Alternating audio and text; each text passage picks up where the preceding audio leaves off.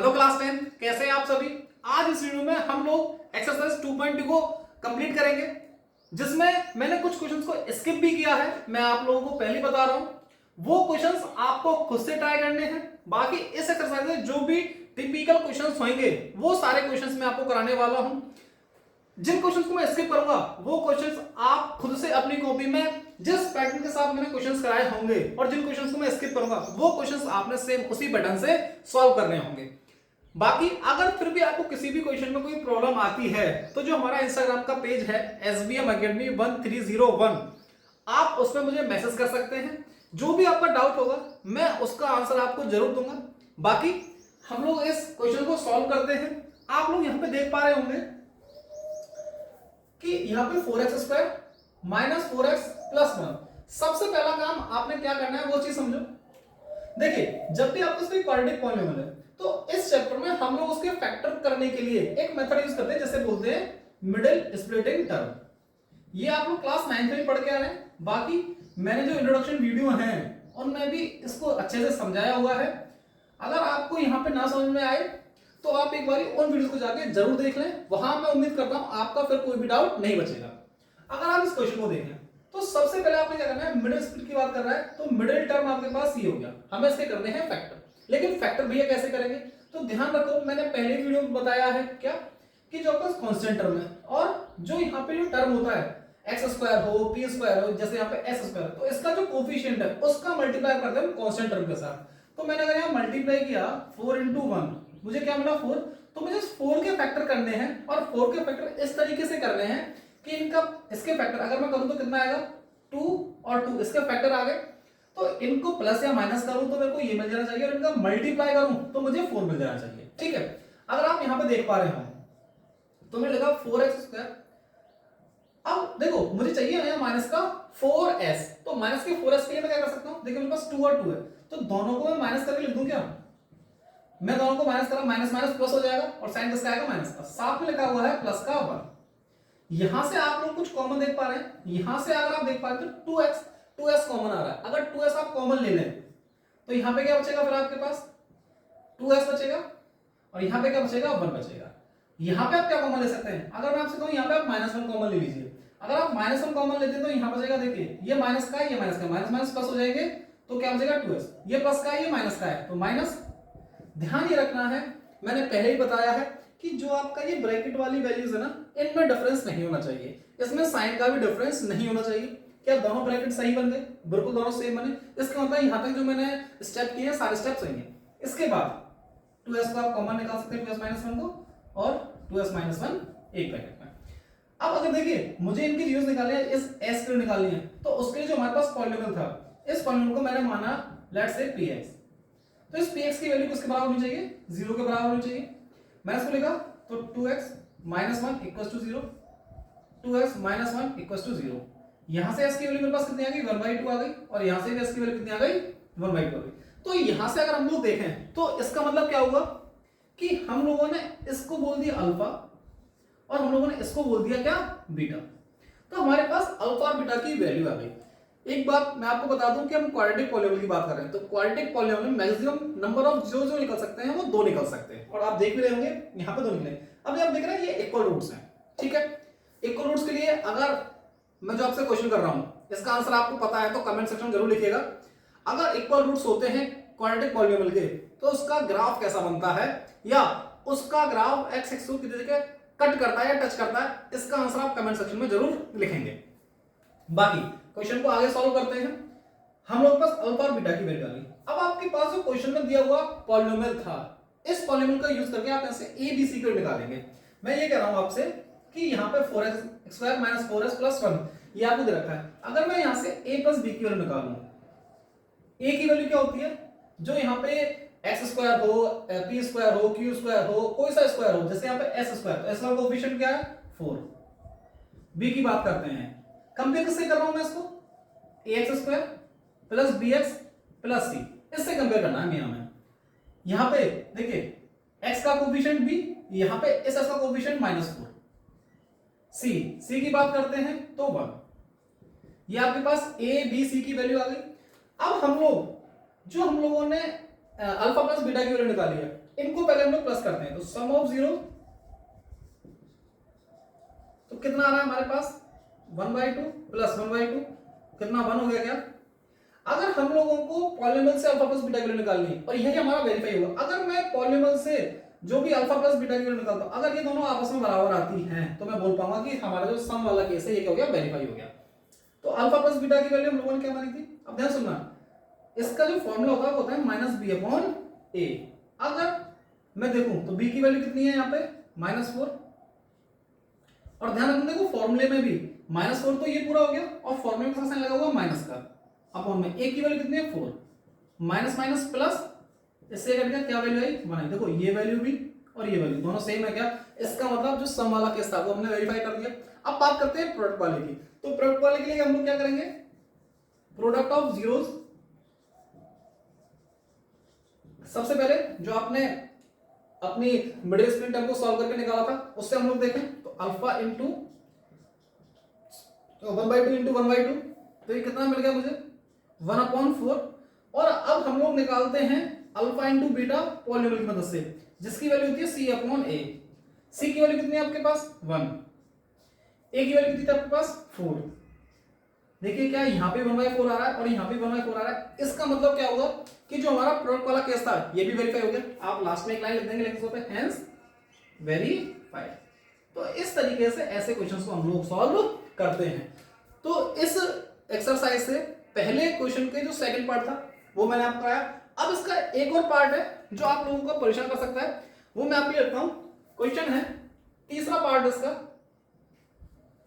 जैसे 6x² minus 3 minus 7x।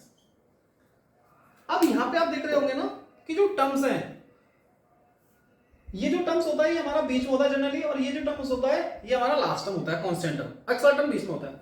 तो इससे ऐसे क्वेश्चन को देख के ना अक्सर बच्चा परेशान हो जाता है कि भैया ऐसे क्वेश्चन को कैसे सॉल्व करें, क्या मैं इसको रीअरेंज कर सकता हूं क्या, इसको मैं x² plus bx plus c इसी फॉर्म में मेरे को क्या करना है, ये अरेंज करना है। अगर आप देख पा रहे हो तो मैं इसको लिख सकता हूं 6x² माइनस 7x माइनस 3।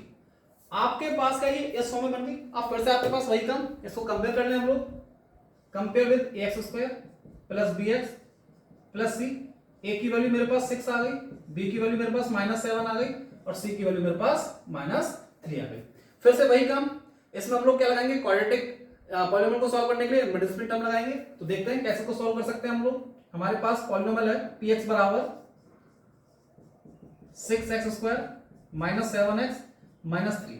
फिर से वही काम, मिडिल स्प्लिट टर्म लगाना है। कैसे करना है, कांस्टेंट टर्म और x² का जो कोएफिशिएंट है इनका मल्टीप्लाई करना है। कितना आ गया 18 आ गया क्या, 18 के फैक्टर करना। देखो 18 के फैक्टर के लिए यहाँ पे क्या दिखाई दे रहा है आपको 7 दिखाई दे रहा है। अगर मैं इसके फैक्टर देखूं तो 9 into 2 कर सकता हूं क्या, 9 into 2 इसके फैक्टर हो सकते हैं क्या।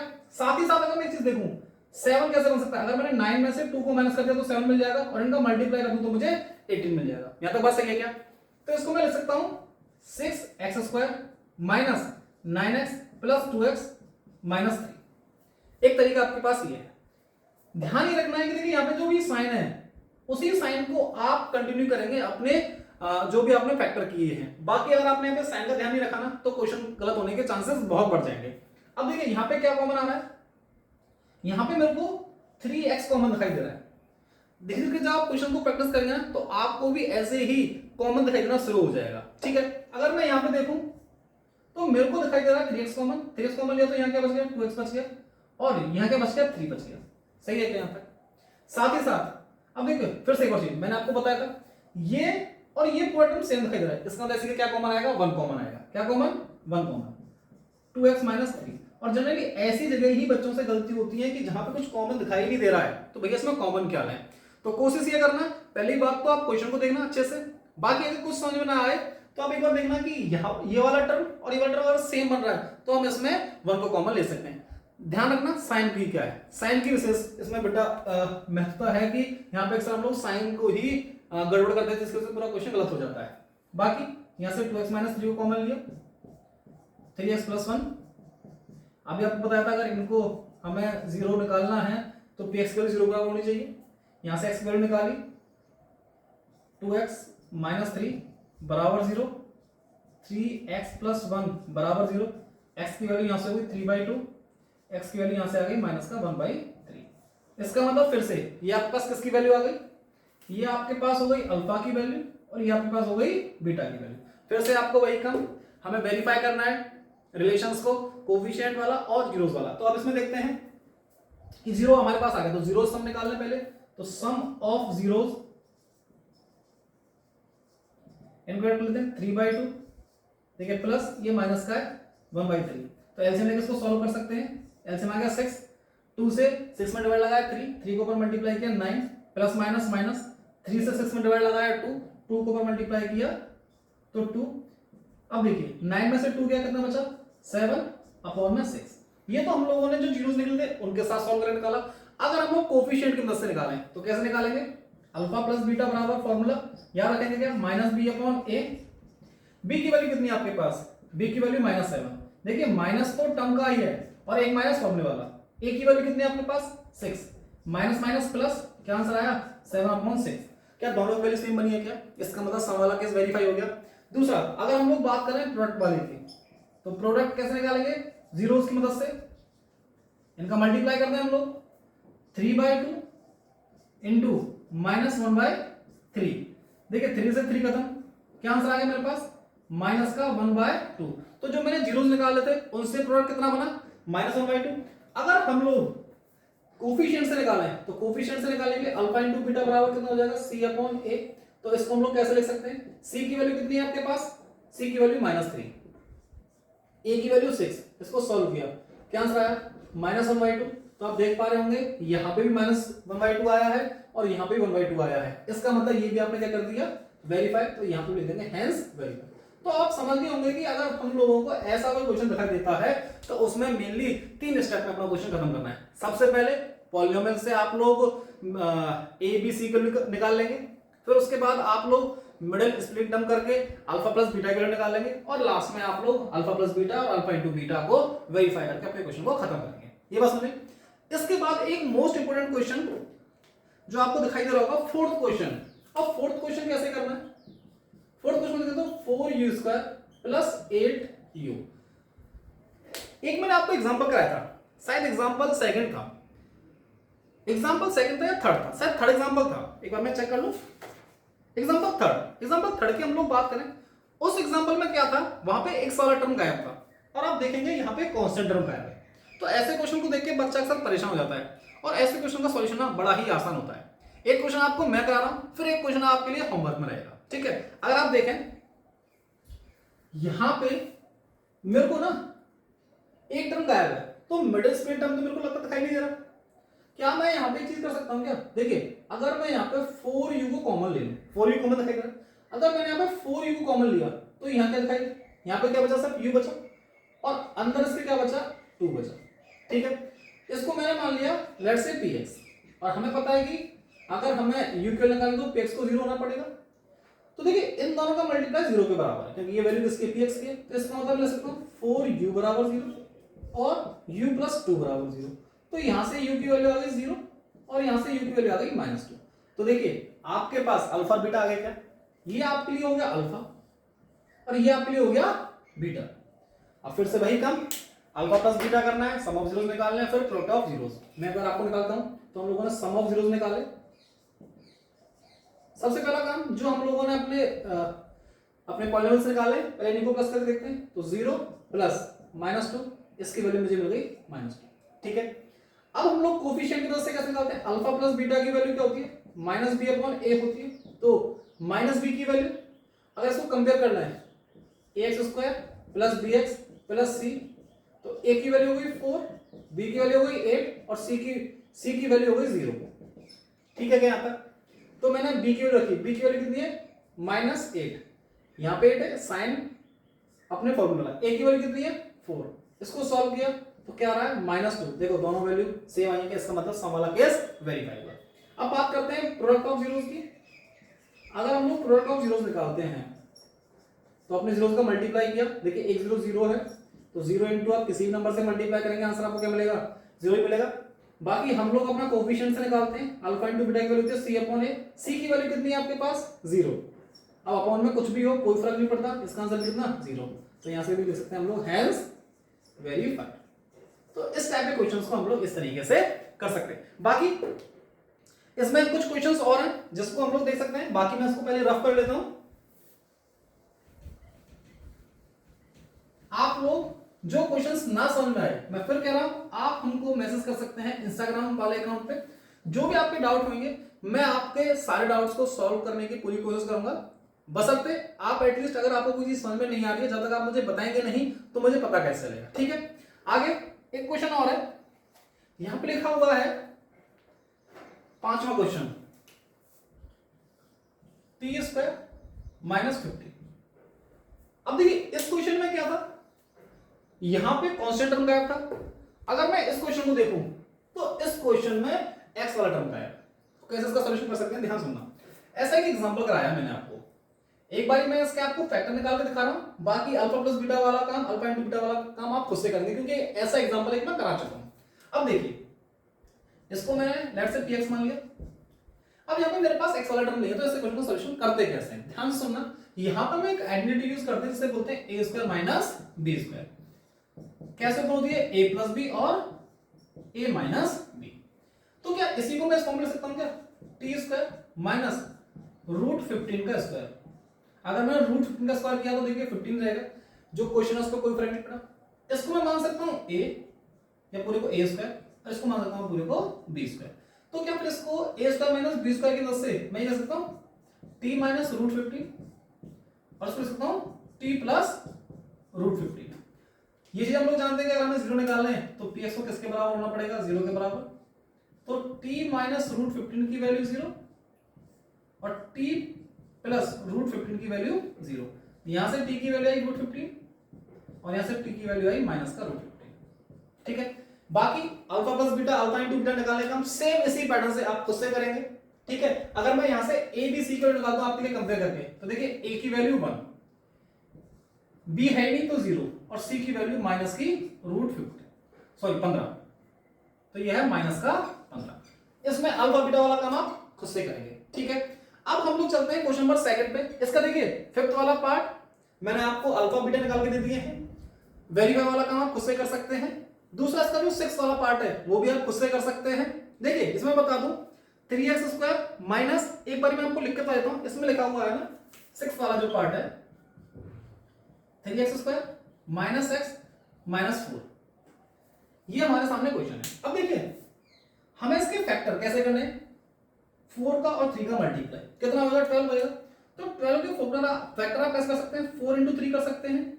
अगर आपने 4 में से 3 को माइनस कर दिया तो x आ गया, माइनस साइन लग रहा है तो आप 4 को बड़ा नंबर ले सकते हैं, -4 प्लस 3x करके इसको सॉल्व कर सकते हैं, आपको आंसर मिल जाएगा, ठीक है। क्या आप अगर देखिए यहां पे 4 दिखाई दे रहा है ना, यहां पे 3 दिखाई, आप तो 3 को पहले ले सकते हैं, 4 को बाद में ले सकते हैं, तब भी इसको सॉल्व कर सकते हैं, उससे कोई फर्क नहीं पड़ेगा। आप इसको रीअरेंज कर सकते हैं, 3 को पहले 4 को बाद में, ठीक है। क्या अगर फिर भी नहीं समझ में आता है आप मुझे मैसेज कर सकते हैं, ठीक है। क्या अब हम लोग चलते हैं इसका जो 2nd वाला पार्ट है, जिसमें हम लोगों को क्वाड्रेटिक पॉलीनॉमियल को फाइंड करना है। क्वाड्रेटिक पॉलीनॉमियल को फाइंड करने के लिए मैंने आप लोगों को एक फॉर्मूला पहले बताया हुआ है, जिसको मैं रफ कर रहा हूं पूरे को, कि क्वाड्रेटिक पॉलीनॉमियल निकालने के लिए हमारे पास एक फॉर्मूला होता है।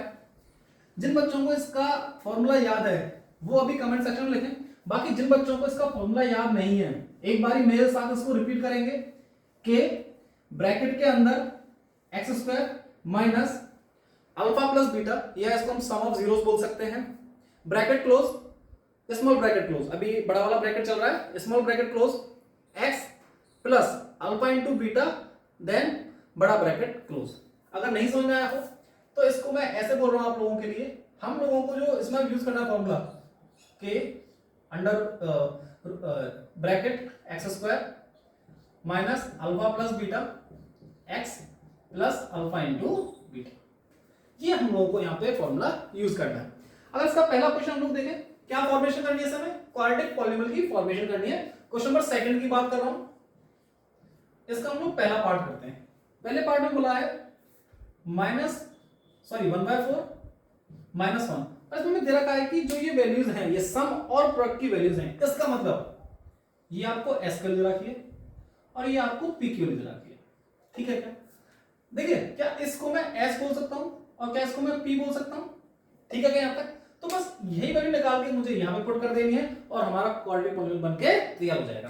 तो देखें तो k bracket x square minus alpha plus beta की जगह 1/4, साथ में क्या चल रहा है x लिख दिया प्लस में, यहां पे प्लस अल्फा बीटा और देखिए माइनस की वैल्यू है तो प्लस माइनस माइनस हो जाएगा और 1 आप कैसे होंगे। आप इसका एलसीएम लेके इसको फर्दर सॉल्व कर सकते हैं। अगर मैं इसका एलसीएम लूं तो देखिए मैं डायरेक्ट कर रहा हूं कि इसकी जगह मान सकते हैं, इसकी जगह मान सकते हैं, एलसीएम ले तो 4 आ जाएगा, यहां हो गया 4x² माइनस 4 है यहां से, ये 4 यहां से खत्म हो जाएगा, यहां पे बचेगा सिर्फ x और ये फर्दर आ गया तो इधर आ गया 4 अपॉन में चल रहा है 4 को मैं बाहर निकालूं तो k/4 4x² minus x minus 4 ये हमारे पास क्वाड्रेटिक पॉलिनोमियल बनके तैयार हो गया। यहां तक बात समझ में आई। जो दूसरा क्वेश्चन है एक रूट वाला क्वेश्चन है, रूट वाला क्वेश्चन देख के बच्चा अक्सर परेशान होता है।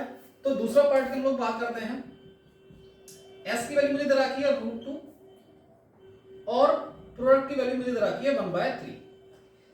इस फॉर्मूले को ना जो मैंने ये लिखा है इस फॉर्मूले को हम लोग ऐसे लिख सकते हैं कि x² minus s x plus p, हम इसको इस तरीके से लिख सकते हैं।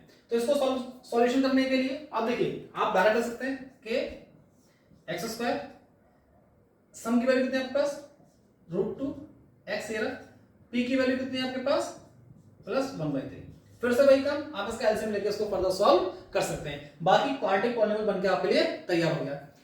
एक क्वेश्चन और आपको कराता हूं मैं जीरो वाला। देखिए इसका जो थर्ड सेक्शन है इसमें बोला है 0, इसका वही आपको s की वैल्यू रखी है √5, ये आपको p की वैल्यू रखी है। सेम यही फॉर्मूला आप यूज करेंगे इसके लिए। तो हम लोग इसमें क्या कर सकते हैं कि x² माइनस s लिख दो क्योंकि s से आप आसानी समझ पा रहे होंगे है ना। तो साथ में x और साथ में चल रहा है p ब्रैकेट क्लोज के x²। अब देखिए सम की वैल्यू है 0 तो 0 इंटू x, p की वैल्यू आपके पास √5 तो ये हमारे पास क्या बनके तैयार हो गया x², ये टर्म तो 0 हो गया प्लस √5, ये आपके पास एक क्वाड्रेटिक पॉलिनोमियल बनके तैयार हो गया। बाकी एक फ्रैक्शन का क्वेश्चन और है, आप इसको भी देख सकते हैं जिसमें s की वैल्यू दे रखी है आपको माइनस का 1/4 और p की वैल्यू आपको दे रखी है 1/4। फॉर्मूला के x² माइनस s, x जरूर लगाएंगे बच्चे अक्सर x को स्किप कर देते हैं या भूल जाते हैं इसको लगाना, प्लस p के x², s की वैल्यू कितनी माइनस 1/4 x प्लस p की वैल्यू 1/4। इसको अपनी सिंपल मैथमेटिक्स का सॉल्व कर सकते हैं, minus minus plus 1/4 x plus 1/4। फिर से आप इसको एलसीएम लेके सॉल्व कर सकते हैं। यहां पर जो क्वेश्चन मैंने स्किप किए हैं उन क्वेश्चन को आप खुद से लगा सकते हैं। मैं एक बार फिर रिपीट कर रहा हूं, जिस क्वेश्चन में आपको डाउट लगे या जो क्वेश्चन मैंने आपको यहां बोर्ड पे कराए हैं, अगर आपको कोई क्वेश्चन समझ में नहीं आता है तो आप इंस्टाग्राम पे मुझे मैसेज कर सकते हैं। पॉसिबल जितनी जल्दी हो सकेगा मैं आपको आंसर करूंगा इस चीज का। इसके साथ साथ कुछ इसके रेफरेंस बुक से भी क्वेश्चंस हैं, ये क्वेश्चन पेपर में पूछे जाते हैं। कुछ ऐसे क्वेश्चंस भी हैं जो बोर्ड ने बाकी रेफरेंस बुक से क्वेश्चन पूछे हैं, वो मैं आपको आगे की क्लासेस में कराता रहूंगा। वीडियो अच्छी लगी हो तो वीडियो को लाइक कर सकते हैं, इस चैनल को सब्सक्राइब कर सकते हैं, क्योंकि आगे के जो भी रेफरेंस क्वेश्चंस होंगे या कुछ पीवाई के क्वेश्चंस होंगे मैं इसी चैनल पे उन क्वेश्चंस की वीडियो अपलोड करूंगा। बाकी हमारे साथ इस पूरी जर्नी में बने रहने के लिए हमारे इस चैनल को सब्सक्राइब जरूर कर लें। Thank you.